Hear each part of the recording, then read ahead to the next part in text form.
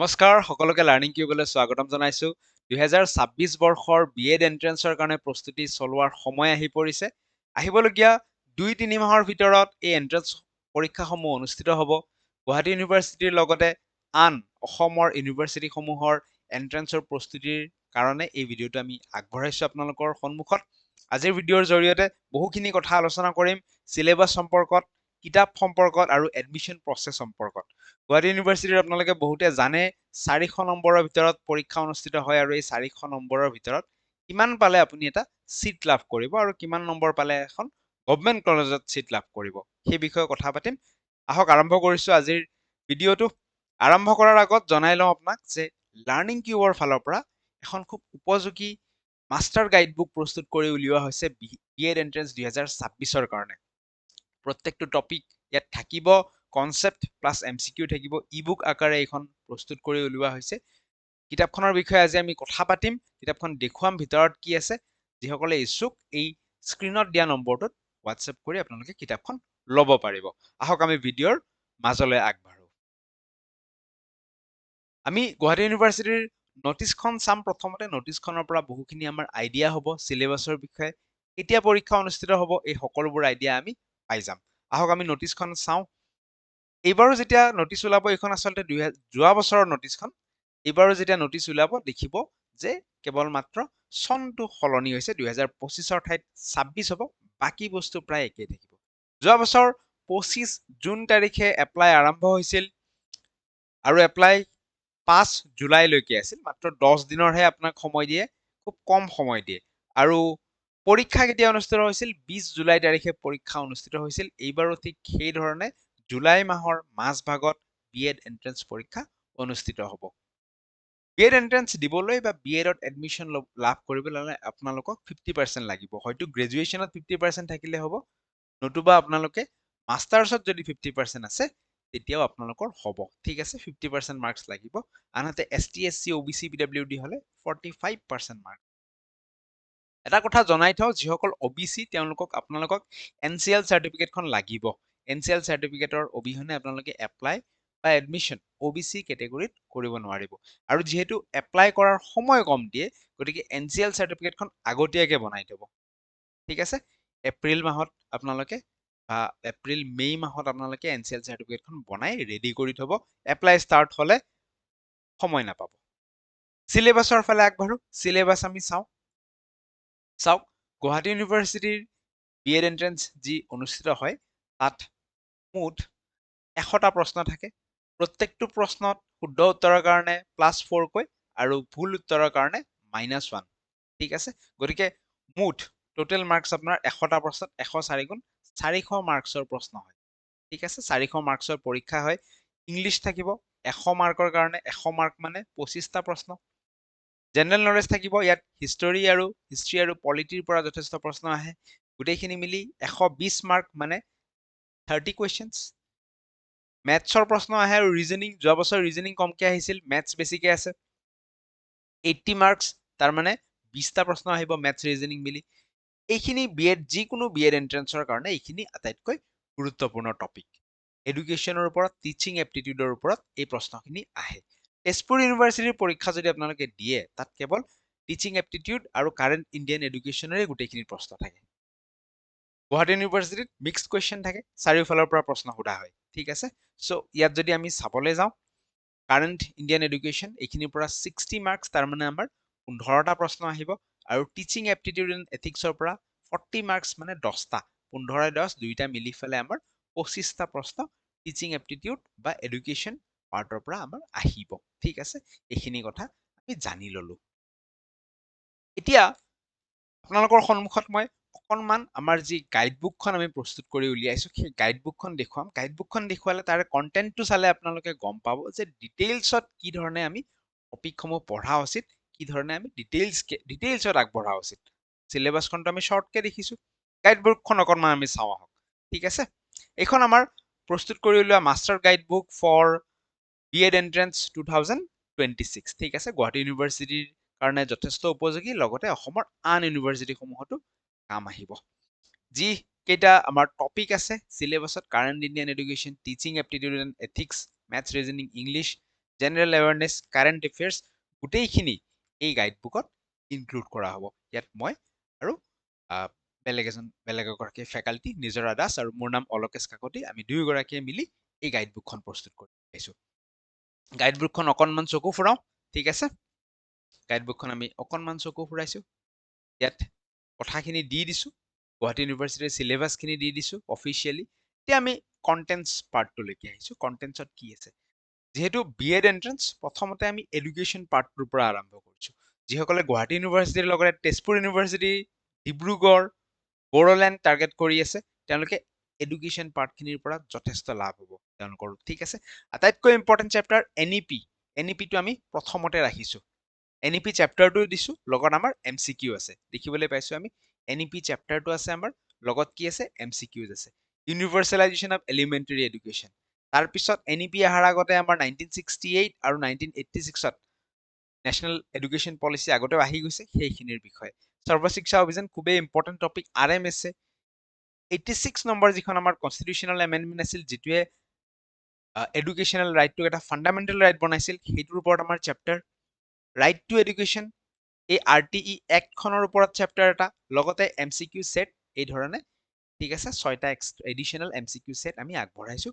Education development প্ৰগ্ৰামত সৰু সৰু বহুত টপিক আছে, কিছু আমি চাম, ঠিক আছে। অলপ আমি চাম, অলপ আমি দেখুৱাই লওঁ। যেনেকে এয়া নেশ্যনেল এডুকেশ্যন পলিচি চেপ্টাৰ হিচাপে আমাৰ আৰম্ভ হ'ল। এই চেপ্টাৰত আমি ধুনীয়াকৈ সকলোখিনি পঢ়িছোঁ, ঠিক আছে। ভিজন কি হয়, FLNৰ টাৰ্গেট কি হয়, এইবিলাক পঢ়িছোঁ। নিউ যিটো 5+3+3 মডেল, সেইটোৰ বিষয়ে পঢ়িছোঁ, ঠিক আছে। ECCEৰ ওপৰত আজিকালি প্ৰশ্ন আহে, ECCE ইউনিভাৰ্চেল এক্সেছৰ গ'ল কেতিয়া, ঠিক আছে, এইবিলাক পঢ়িছোঁ। যোৱা বছৰ এই পইণ্টটোৰ পৰা প্ৰশ্ন আহিছিল যে SEDG, যিখিনি আমাৰ socially and economically disadvantage area আছে, তাত আমাৰ PTR কি হ'ব লাগে, পিপল টিচাৰ ৰেচিঅ' কি হ'ব লাগে। জেনেৰেলিটো ৰেচিঅ' 30:1, কিন্তু SC DG যিখিনি আছে ডিছএডভান্টেজ এৰিয়া, তাৰ কাৰণে 25:1 আমাৰ PTR। এইটোৰ ওপৰত আমাৰ প্ৰশ্ন যোৱা বছৰ আহিছে। গ্ৰছ এনৰলমেণ্টৰ ওপৰত যোৱা বছৰ প্ৰশ্ন আহিছে, ঠিক আছে। ঠিক সেইদৰে পৰখৰ ওপৰত প্ৰশ্ন আহে। লগতে GT-PGT আপোনালোকে জানে, হাইস্কুল টিচাৰ বা পোষ্ট গ্ৰেজুৱেট টিচাৰ হ'ব পাৰি। GT-PGTত এইটো পইণ্টৰ ওপৰত প্ৰশ্ন আহিছে যে NEPৰ মতে টিচাৰ এজনে প্ৰত্যেক বছৰত কিমান ঘণ্টা ট্ৰেইনিং লোৱা উচিত বাধ্যতামূলক। সেয়া হৈছে 50 আৱাৰ্ছ, 50 ঘণ্টাৰ ট্ৰেইনিং লোৱা উচিত। এইবোৰ প্ৰশ্ন আহিছে। ত' NEPৰ ওপৰত ধুনীয়াকৈ আপোনালোকে চেপ্টাৰ আকাৰে পাই যাব। এইখিনি পঢ়িলে NEP গোটেই কভাৰ হৈ যাব, ঠিক আছে। পঢ়ি উঠি ৰিভিজনৰ কাৰণে আপোনালোকে কৰিব পাৰিব এই ধৰণৰ MCQ প্ৰেক্টিচ। যে ড্ৰাফটিং কমিটিৰ চেয়াৰমেন কোন আছিল? কস্তুৰী ৰঞ্জন। এইটো প্ৰশ্ন আহি গৈছে, যোৱা বছৰৰ আগৰবাৰ আহিছে এইটো প্ৰশ্ন, ঠিক আছে। চ' NEPৰ ওপৰত এই ধৰণে আপোনালোকৰ MCQ আছে। চ' NEPৰ ওপৰত MCQ আছে, নেদেখুৱাওঁ এতিয়া MCQ খিনি গোটেইখিনি। আনচাৰ দিয়া আছে, এনেকে টেবুলাৰ ফৰ্মত আনচাৰ দিয়া আছে, ঠিক আছে। তাৰপিছত আমি ছেকেণ্ড চেপ্টাৰলৈকে আহিছোঁ, that is universalisation of elementary education. Elementary education সকলোৱে পাব লাগিব। ইউনিভাৰ্চেল এক্সেছ, ইউনিভাৰ্চেল ৰিটেনশ্যন, সকলোৱে সেই এডমিশ্যনৰ সুবিধা লাভ কৰিব লাগিব। আৰু বোলে এডমিশ্যন লৈ মই গুচি আহিলোঁ, নপঢ়িলোঁ, সেইটো হ'লেও নহ'ব, ৰিটেনশ্যন হ'ব লাগিব। তাৰ কাৰণে চৰকাৰে কি কি স্কিম লৈছে, সেই বিষয়ে আমি এই চেপ্টাৰটোত আলোচনা কৰিছোঁ, ঠিক আছে। ব্ৰিটিছ পিৰিয়ডত কি হৈছিল অকণমান, মহাত্মা গান্ধীৰ কি ধৰণৰ এইম আছিল, বেচিক এডুকেশ্যন, ৱাৰ্ধা স্কিম বুলি যাক কোৱা হয়, অকণমান সৰু পেৰাগ্ৰাফ এটা, ঠিক আছে। তাৰপিছত আহি গ'ল আটাইতকৈ ইম্পৰ্টেণ্ট টপিক, য'ৰ পৰা প্ৰত্যেক বছৰে প্ৰশ্ন আহে, সেয়া আছে operation blackboard, DPEP, district primary education programme. Mid day meal স্কিমখনৰ ওপৰত প্ৰশ্ন আহে, যিখনৰ সম্পূৰ্ণ নামটো সোধে। মিড ডে মিল স্কিম আমিতো এটা ঘৰুৱা নাম, সেইটো এটা ক'ব গ'লে। ত' আচলতে তাৰ নামটো আছিল national programme of nutritional support to primary education, ঠিক আছে, NSPE। এতিয়া আকৌ কি হৈছে, মোদী গভমেণ্ট অহাৰ পিছত মিড ডে মিল স্কিমখনৰ নামটো আকৌ সলনি কৰি PM পোষণ কৰা হৈছে। ইয়াত PM পোষণৰ আকৌ ফুল ফৰ্মটো সোধে। এই আটাইবোৰ বস্তু আপোনালোকে এই গাইডবুকখনতে পাব, ঠিক আছে। গতিকে মই দেখুৱাই দিছোঁ অকণমান। নেক্সট আমাৰ সেই ধৰণে এই ধৰণে চেপ্টাৰসমূহ আগবাঢ়িছে। বাৰু যি নহওক, ঠিক আছে, এই ধৰণে চেপ্টাৰসমূহ আগবাঢ়িছে। কণ্টেণ্টলৈকে পুনৰবাৰ অকণমান ঘূৰি যাওঁ। এই ধৰণে আগবাঢ়িছে। এথিক্স এণ্ড টিচিং এপ্টিটিউডটো সেই হিচাপে চেপ্টাৰ আছে, MCQ ইনক্লুড কৰা হৈছে। জেনেৰেল নলেজত আমাৰ হিষ্ট্ৰী আৰু পলিটি খুব ধুনীয়া, নিজে মই প্ৰস্তুত কৰি উলিওৱা নোটছ ইয়াত টাইপ কৰি ফেলে মই ইনক্লুড কৰিছো পলিটিৰ নোটছ অকনমান দেখুৱাই দিওঁ এই পলিটিখিনি পঢ়ি থলে বেলেগ পৰীক্ষাৰ কাৰণেও যথেষ্ট কামত দিব ঠিক আছে যথেষ্ট কামত দিব অলপ মই পলিটিৰ নোটখিনি দেখুৱাইছো এয়া আমাৰ ইণ্ডিয়ান পলিটি খুব শৰ্ট নোট 15টা মান পেজত গোটেই পলিটিখিনি কভাৰ কৰা হৈছে ইয়াত লগত এমচিকিউ থাকিব ঠিক আছে এয়া ইণ্ডিয়ান পলিটিৰ নোটছ আৰম্ভ হৈছে এই ধৰণে খুব সহজকে এই ধৰণে যে ফিচাৰসমূহ ক'ৰ পৰা লোৱা হৈছে কোনটো এইখিনি বস্তু পৰীক্ষাত সোধে ইমাৰ্জেঞ্চি প্ৰভিজনৰ কথা কি ধৰণৰ ইমাৰ্জেঞ্চি আছে তাৰ আৰ্টিকেল প্ৰিএম্বলৰ ওপৰত চেপ্টাৰ ধুনীয়াকে দেখিছে ইম্পৰ্টেণ্ট শিডিউলখিনি আৰু যিখিনি ইম্পৰ্টেণ্ট সেইখিনি এনেকে কালাৰ কৰি দিয়া হৈছে হৈ গ'ল চিটিজেনশ্বিপ একদম সহজকে সৰুকে পলিটিখিনি এই ধৰণে যেনেকে directive principal of state policy যিকেইটা পইণ্টৰ পৰা প্ৰশ্ন আহে পৰীক্ষাত সেইকেইটা পইণ্টহে ইনক্লুড কৰা হৈছে আননেচেচাৰী বস্তু দি থকা হোৱা নাই ঠিক আছে ফাণ্ডামেণ্টেল ডিউটি চাওক এই ইমানখিনিয়ে 11টা ফাণ্ডামেণ্টেল যে ডিউটি আছে মই ডিউটিখিনিও দি দিয়া নাই কাৰণ সেইখিনি পৰীক্ষাত সুধি নাথাকে যি সোধে কেৱল সেয়াহে ইনক্লুড কৰা হৈছে ঠিক আছে এই ধৰণে আমি চালো অকনমান ফাইনেলি কি দেখুৱাই দিওঁ অকনমান মেথছ পাৰ্টটো দেখুৱাই দিব বিচাৰিছো অকনমান মেথছটোকে দেখুৱাই দিওঁ ফাইনেলি ঠিক আছে অকনমান আমি মেথছ দেখুৱাই দিওঁ মেথছত আমি এই চেপ্টাৰ কেইটা ইনক্লুড কৰিছো percentage age time and work profit and loss LCM HCF ratio' proportion SICI time distance time speed distance average mensuration ঠিক আছে তো ইয়াত দেখিছো পাৰ্চেন্টেজ এই ধৰণে পাৰ্চেন্টেজৰ প্ৰশ্নসমূহ আছে আপোনালোকে অভ্যাস কৰিব পাৰিব ঠিক আছে ইংলিছ সেই হিচাপে আছে গোটেইখিনি ইনক্লুড কৰা আছে চিন্তা কৰিবলগীয়া একো নাই এয়া হৈছে আমাৰ গাইড বুকখনৰ কণ্টেণ্টখিনি মই আকৌ এবাৰ দেখুৱাইছো কণ্টেণ্টখিনি চালে আপোনালোকৰ আইডিয়া হ'ব যে কি টপিক পঢ়িব লাগে নিজে পঢ়ক গাইড বুকখনৰ পৰা পঢ়ক কি টপিক পঢ়িব লাগে ঠিক আছে চ' এয়া দেখিছে কণ্টেণ্টখিনি স্ক্ৰীনশ্বট লৈ থ'ব পাৰে আপোনালোকে এইখিনি কণ্টেণ্ট পঢ়িব লাগিব লগতে এথিক্স এণ্ড টিচিং এপ্টিটিউডত এই ধৰণে পঢ়িব লাগিব জেনেৰেল নলেজত ইয়াৰ উপৰিও কাৰেণ্ট এফেয়াৰ্ছ পঢ়িব লাগিব যিহেতু কাৰেণ্ট এফেয়াৰ্ছ এটা ডাইনামিক ছাবজেক্ট সেইখিনি এডিশ্যনেলি দি দিয়া হ'ব ঠিক আছে ইংলিছত এইখিনি পঢ়িব লাগিব ঠিক আছে সেইধৰণে নিউমেৰিকেল এবিলিটিজৰ টপিকখিনি দিছো ৰিজনিঙৰ টপিকখিনি দিছো এই ধৰণে ৰিজনিঙৰ টপিক এই ধৰণে পঢ়িলে আপোনালোকে ভাল নম্বৰ এটা লাভ কৰিব এতিয়া আমি ঘূৰি আহিছো বিএড এন্ট্ৰেন্স আপোনালোকে দিলে দিয়াৰ পিছত গোটেই প্ৰচেছটো কেনেকুৱা ধৰণৰ প্ৰথমতে আপোনালোকে এন্ট্ৰেন্স দিব ইউনিভাৰ্চিটিৰ ফালৰ পৰা এখন ৰিজাল্ট পাব্লিছ হ'ব সেই ৰিজাল্টত আপুনি এটা মাৰ্ক পাব এটা ৰেংক পাব সেই ৰেংকটো লৈ ফেলে আপুনি জানিব লাগিব যে অসমত এই ইউনিভাৰ্চিটিখনৰ আণ্ডাৰত কি কলেজ আছে গুৱাহাটী ইউনিভাৰ্চিটিৰ আণ্ডাৰত কি কলেজ আছে তাৰে লিষ্টখন মই দেখুৱাই দিছো যে গুৱাহাটী ইউনিভাৰ্চিটিৰ আণ্ডাৰত এইকেইখন কলেজ আমাৰ আছে ঠিক আছে সৰ্বমুঠ আমাৰ 39খন কলেজ 39খন কলেজ গুৱাহাটী ইউনিভাৰ্চিটিৰ আণ্ডাৰত আছে তাৰপিছত এন্ট্ৰেন্সৰ মাৰ্কটো লৈ গৈ ফেলে আপোনালোকে নিজে সেই কলেজসমূহত এপ্লাই কৰিব লাগিব ইয়াৰ ভিতৰত যদি আমি কওঁ নাম লওঁ যে গভৰ্ণমেণ্ট কলেজ কোনকেইখন ইয়াৰ ভিতৰত যদি আমি চাওঁ গভৰ্ণমেণ্ট কলেজ হৈছে আমাৰ এইকেইখন কিছু diet Sonitpur diet Goalpara Dudhnoi diet Mirza Kamrup government বিটি কলেজ গভৰ্ণমেণ্ট বাণীকান্ত এইকেইখন ঠিক আছে আৰু কেইখনমান আছে কলেজ অফ টিচাৰ এডুকেশ্যন এইকেইখন আছে আৰু নগাঁৱত এখন আছে শিক্ষণ মহাবিদ্যালয় ঠিক আছে এইখন এখন আছে আৰু কেইখনমান মঙলদৈত এখন আছে আৰু তেজপুৰত এখন আছে এইকেইখন আমাৰ গভৰ্ণমেণ্ট কলেজ চ' এই বাকীখিনি হৈছে প্ৰাইভেট কলেজ ঠিক আছে কলেজসমূহত আপোনালোকে এপ্লাই কৰিব লাগিব এপ্লাই কৰাৰ পিছত কি হ'ব এপ্লাই কৰাৰ পিছত কলেজসমূহে কিছু মেৰিট লিষ্ট পাব্লিছ কৰিব যাৰ যিমানটা চিট আছে সেই হিচাপে এইখন যদি আমি চাওঁ এইখন কলেজ অফ এডুকেশ্যন গুৱাহাটীয়ে যোৱা বছৰ পাব্লিছ কৰা মেৰিট লিষ্টখনৰ পৰা আমি আইডিয়া পাওঁ যে বিএড এন্ট্ৰেন্সত আমাক কিমান মাৰ্কছ লাগিব কলেজ অফ এডুকেশ্যন গুৱাহাটীত সাধাৰণতে চিট কম থাকে মাত্ৰ 50টা চিট তো এই ইনষ্টিটিউটখনত যদি এডমিশ্যন ল'ব পাৰে এইখন মেৰিট লিষ্টখন আমি চাইছো শেষৰজন কেণ্ডিডেট আনৰিজাৰ্ভ কেটেগৰী দেখিছো আনৰিজাৰ্ভ কেটেগৰীত শেষৰজন কেণ্ডিডেটে কিমান নম্বৰ লাভ কৰিছে শেষৰজন কেণ্ডিডেটে 209 নম্বৰ লাভ কৰিছে ইয়াৰ পিছত আকৌ ৱেইটিং লিষ্ট পাব্লিছ হয় আৰু কিছু নম্বৰ কমি আহে ঠিক আছে যদি আমি চিপাঝাৰ বিএড কলেজখনৰ চাওঁ এখন চিপাঝাৰ বিএড কলেজখনে পাব্লিছ কৰা মেৰিট লিষ্ট ঠিক আছে জেনেৰেলৰ মেৰিট লিষ্ট ইয়াত যদি আমি চাওঁ যে জেনেৰেলৰ শেষৰজন কেণ্ডিডেটে কিমান নম্বৰ লাভ কৰিছে 182 নম্বৰতে চিট এটা পাবলৈ সক্ষম হৈছে তাৰপিছত আকৌ ৱেইটিং লিষ্ট ইয়াৰে কিছুমানেতো এডমিশ্যন নলয় বেলেগত ল'ব ৱেইটিং লিষ্ট আহে ৱেইটিং লিষ্ট আহি ফেলে 170 মানত হয়তো লাষ্টৰ ল'ৰাজনে জেনেৰেল কেণ্ডিডেট ল'ৰাজনে চিট এটা পাই যায়।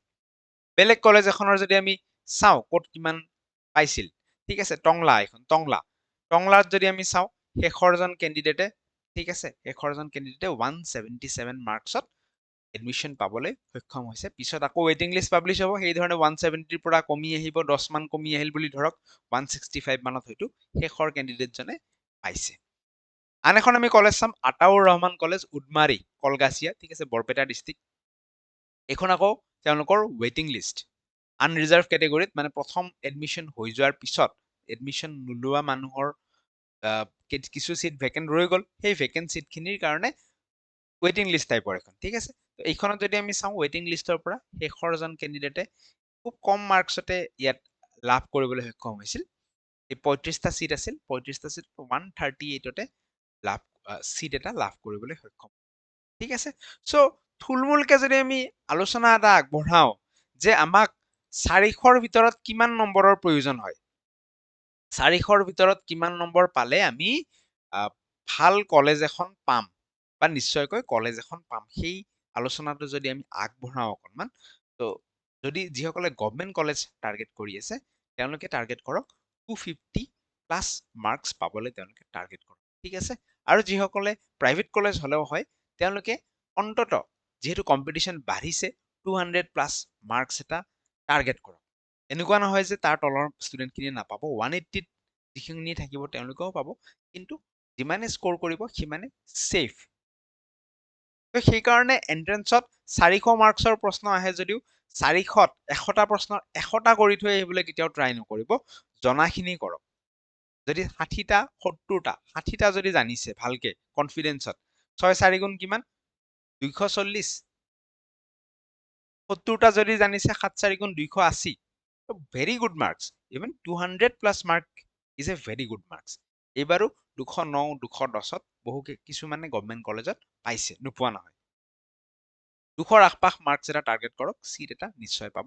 চেনেল ছাবস্ক্ৰাইব কৰি থ'ব, বিভিন্ন সময়ত BEd এন্ট্ৰেন্স ৰিলেটেড গাইডেন্স এই চেনেলটোৰ জৰিয়তে আপোনালোকে পাব। গাইড বুকখন ল'ব বিচৰাসকলে এই নাম্বাৰটোত হোৱাটছএপ কৰিব। প্ৰাইচ কৈ দিছোঁ মই, গাইড বুকখন বৰ্তমান লঞ্চ অফাৰ, যিহেতু লঞ্চ হৈছে, ঠিক আছে, গতিকে এতিয়া লঞ্চ অফাৰত অনলি 149 ৰুপিজত আপোনালোকে এই গাইড বুকখন ই বুক আকাৰে লাভ কৰিব পাৰিব, হোৱাটছএপত পাই যাব লগে লগে, ঠিক আছে। হোৱাটছএপত যোগাযোগ কৰিলে হ'ল, মেছেজ এটা হোৱাটছএপত আপোনালোকে।